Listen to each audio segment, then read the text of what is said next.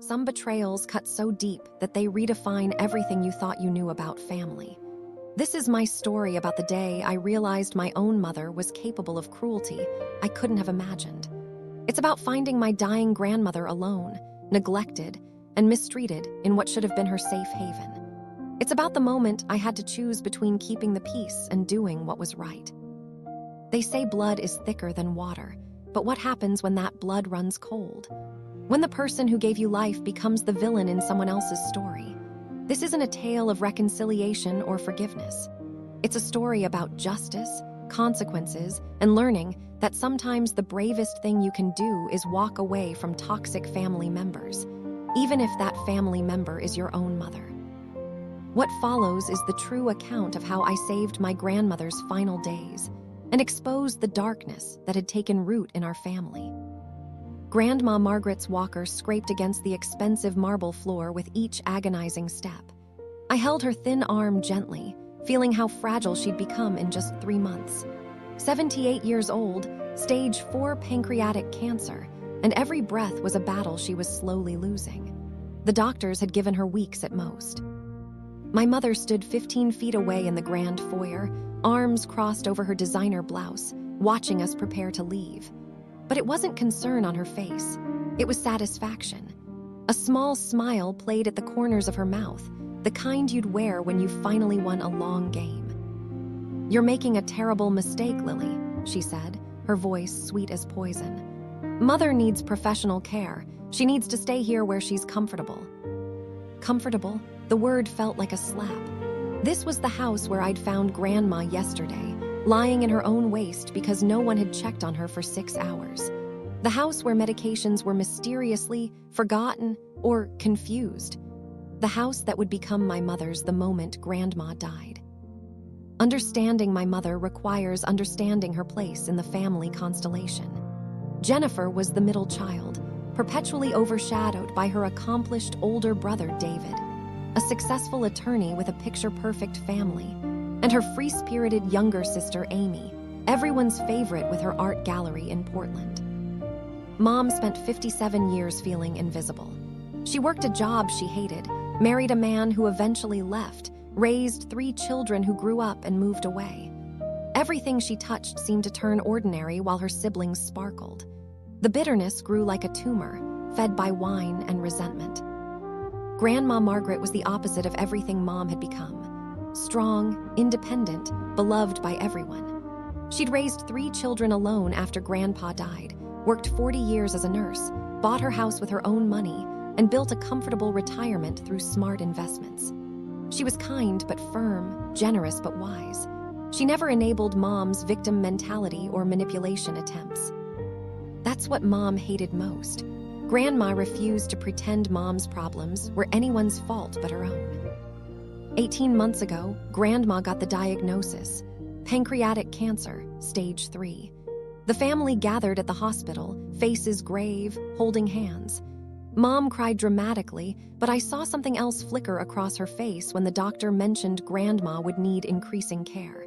Something that looked almost like opportunity. "She'll need help," Mom announced at the family meeting. "I should move in with her. It only makes sense. I live closest, and I'm between jobs right now." "I can hire professional caregivers," Grandma protested weakly. The diagnosis had exhausted her, made her less resistant than usual. "Nonsense, Mom. Family takes care of family." The way she said it sounded noble. None of us saw the trap being set. My brother Marcus and sister Amy agreed it seemed practical. I had reservations. Mom's history of manipulation, her financial troubles, her resentment toward Grandma, but I pushed them aside. Surely even Mom wouldn't exploit a dying woman. Surely I was being paranoid and uncharitable. God, I was so wrong. Mom moved in within 2 weeks. At first, everything seemed fine. She took Grandma to appointments, managed medications, kept the house clean. My weekly visits showed a functioning household. Mom seemed attentive, even caring. But then came the subtle changes. Family dinners that I somehow never heard about until after they happened. Phone calls answered by Mom. "She's sleeping right now, can't be disturbed." Medical appointments scheduled without informing anyone. Visits that always happened with Mom present, controlling conversations, watching everything. "Your grandmother tires so easily," she'd say, ushering us out after 30 minutes. "She needs her rest." The house began to change too. Grandma's photos came down, replaced with Mom's decorating choices. Grandma's favorite chair disappeared. Her garden went untended. It was like watching someone being erased from their own home, one small change at a time. When I questioned it, Mom had explanations for everything. "We're simplifying for her. The garden was too much work. She doesn't remember that photo anyway." My sister Amy noticed it first. "Have you seen Mom's new car? That's a $70,000 BMW." We started investigating after Amy's comment about the BMW. What we found made my blood run cold. Marcus, who works in banking, requested Grandma's financial records with her written permission during a rare unsupervised visit. Thousands of dollars were being withdrawn monthly, far more than household expenses. Credit cards in Grandma's name, maxed out with charges Mom had made.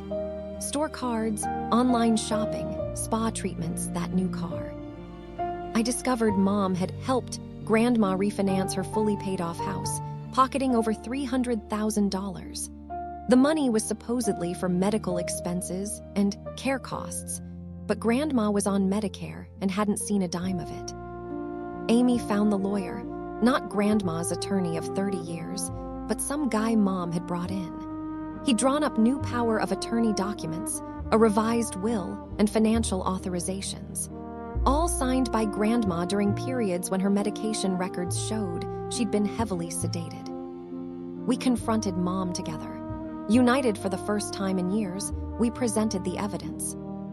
Her response: "I'm taking care of her 24/7. Do you know how exhausting it is? I deserve compensation." 3 weeks ago, Grandma called my cell phone. Her voice was barely a whisper, slurred from medication. "Lily, please come when Jennifer's out." I waited until Mom's weekly self-care spa day, paid for with Grandma's money, and used my key to enter the house. What I found will haunt me forever. Grandma wasn't in her master suite. Mom had moved her to a small guest room at the back of the house, the smallest, darkest room in the home. The smell hit me first: unwashed sheets, urine, the sour scent of neglect. The windows were covered with blackout curtains, no call button within reach. Grandma lay in bed, clearly unbathed for days, her hair matted, her medication bottles scattered and incorrectly labeled across the room. She couldn't reach them, couldn't reach the call button, couldn't even reach the water glass on the far nightstand. "How long?" I asked, my voice breaking. "Days, she only comes when I scream." I spent 3 hours cleaning her, changing sheets, organizing medications by their actual labels rather than Mom's system. And Grandma told me everything. I called Marcus and Amy immediately. We coordinated carefully, all 3 of us arriving together when Mom couldn't turn us away individually. We brought a lawyer friend who specialized in elder care. We brought a care assessment nurse. We came prepared. Mom tried to block us at the door. "This is inappropriate. You can't just barge in." "We can, and we are," Marcus said, pushing past her. "We're checking on our grandmother." The nurse went directly to Grandma's room. Her professional assessment took 15 minutes, and her face when she emerged told us everything. "This is neglect, potentially criminal neglect. I'm mandated to report this." Mom's face went from confident to panicked. "She's difficult to care for. She refuses to cooperate. She's been isolated, malnourished, and denied proper medication management," the nurse interrupted. "This isn't difficult care. This is abandonment." That's when we presented the financial evidence. The fraudulent power of attorney, the forged will, the embezzled funds, everything laid out in a folder our lawyer had prepared.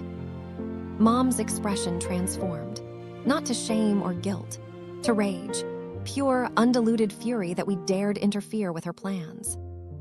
As Marcus called for an ambulance and Amy documented everything with photos, I went back to Grandma's room, not the prison where Mom had kept her, but the master suite Mom had claimed as her own. Grandma's whisper echoed in my mind. "The safe, behind the panel. I'd played in that closet as a child. Grandma had shown me the hidden safe when I was 10, made me memorize the combination for emergencies. For 1753, her wedding date. "Sometimes," she'd said, "you need to keep important things where only the right people can find them." The closet was now filled with Mom's designer clothes, shoes worth thousands of dollars, handbags that cost more than my monthly rent. I pushed through them to the back wall, found the false panel, pressed the hidden corner. It popped open. Inside the safe, folders, dozens of folders. The original will leaving everything divided equally. Letters from Grandma's real lawyer about proper estate planning. Bank statements from before Mom's takeover. Medical directives. And photos, dated, annotated photos documenting every bruise, every medication error, every instance of neglect. Even while dying, even while being mistreated, Grandma had been fighting back. I returned to the foyer holding the folders. Mom was still arguing with Marcus about legal rights and misunderstandings, her voice getting shriller. Looking for these, I held up the evidence. Mom's face went white. For the first time, I saw real fear. "Those are private. You had no right." I had every right. Grandma gave me the combination 20 years ago. She trusted me to find this when she needed me to. The ambulance arrived. Paramedics assessed Grandma and carefully loaded her onto a stretcher. We'd arranged emergency hospice care at my house, a room overlooking my garden with professional nursing staff. As they wheeled Grandma toward the door, Mom made one last attempt. "I'll call the police. Elder abduction. You'll be arrested." "Try it," our lawyer said calmly. "We have documented evidence of neglect, financial exploitation, and fraud. Adult Protective Services is already on their way here. You might want to call your own attorney." Grandma and I locked eyes as we passed Mom, and Grandma smiled, not sadly, triumphantly. She'd won. Even dying, she'd found a way to fight back and win. Mom stood frozen as we all walked out, her plans destroyed, her crimes exposed. Grandma lived 6 more days. 6 precious days that were everything her time in that house hadn't been. She stayed in my guest room, sunny, comfortable, filled with flowers friends brought. Professional hospice nurses managed her pain perfectly. She was lucid, comfortable, able to say goodbye. Family and friends visited constantly. We told stories, laughed, cried. Her church choir came and sang her favorite hymns. Old nursing colleagues stopped by to thank her for mentoring them decades ago. Marcus brought his kids to tell their great-grandmother they loved her. Amy read poetry aloud while holding Grandma's hand. On the final day, with all of us around her bed, Grandma squeezed my hand. "Thank you," she whispered, "for seeing me, for not leaving me there." "Never," I told her through tears. "You deserved so much better." She died peacefully that evening, surrounded by love, holding hands with people who genuinely cared for her. Not alone in the dark, not neglected or mistreated. She died with dignity. Mom wasn't invited. We never called her. She didn't deserve to be there. The legal consequences came swiftly. The real will was executed, the house and estate divided equally, but Mom's third went to restitution for her theft.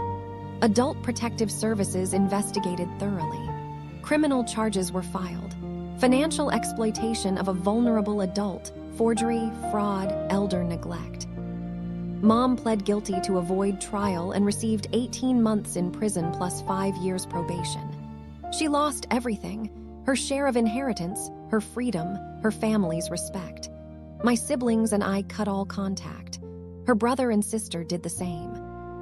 She's alone now, exactly as she left Grandma. I kept Grandma's safe. It sits in my office holding her wedding photo and a letter she wrote me years ago. "Lily, you've always been the strong one.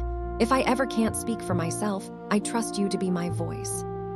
People sometimes ask if I feel guilty, if I regret destroying my relationship with my mother, if I wish I'd handled it differently.